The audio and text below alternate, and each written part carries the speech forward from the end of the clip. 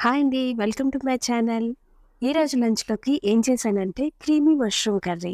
ఎంతో ఈజీగా చేసుకునే పన్నీర్ సలాడ్.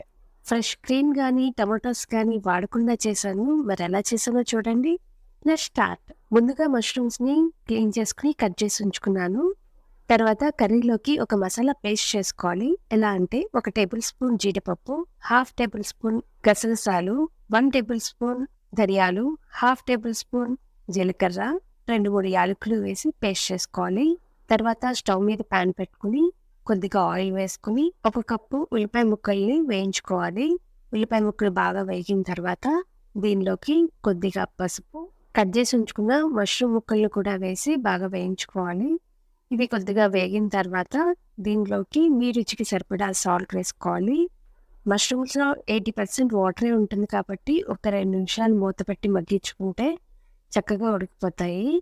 2 నిమిషాల తర్వాత మూత తీసి ఒకసారి కలుపుకొని దీంట్లో 1 టేబుల్ స్పూన్ కారం వేశాను.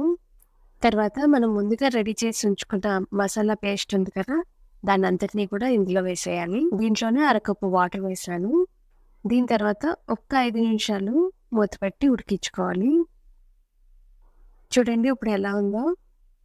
గ్రేవీ అంతా కూడా చిక్కబడి క్రీమీ సాస్‌లా వచ్చింది. ఇప్పుడు ఇందులో అర టీ స్పూన్ మసాలా పౌడర్ వేశాను. ఫైనల్‌గా దించే ముందు కొద్దిగా కసూరి మేతి వేశాను. లేదా కొత్తిమీర అయినా వేసుకోవచ్చు. గ్రేవీ థిక్‌నెస్ చూడండి కరెక్ట్‌గా ఉంది. ఈ కర్రీ రైస్‌లోకైనా, చపాతీలోకైనా చాలా బావుంటుంది. దీని తర్వాత ఏం చేస్తున్నానంటే పన్నీర్ సలాడ్ చేస్తున్నాను. దానికోసం ముందుగా ఒక 50 గ్రామ్స్ పన్నీర్ తీసుకొని దాన్ని ముక్కలుగా కట్ చేసి ఉంచుకుంటున్నాను. తర్వాత స్టవ్ మీద పాన్ పెట్టి కొద్దిగా ఆయిల్ వేసి ఒక నిమిషం పాటు టాస్ చేసుకుంటున్నాను. దీని తర్వాత ఇందులోని క్యారెట్ ముక్కలు, జీరా ముక్కలు, ఉల్లిపాయ ముక్కలు మీకు నచ్చిన వెజిటబుల్స్ యాడ్ చేసుకోండి. దాని తర్వాత మయోనీస్‌కి బదులుగా కోకోనట్ చట్నీ యాడ్ చేశాను. కొద్దిగా pepper powder, red chilli flakes, kasuri methi వేశాను.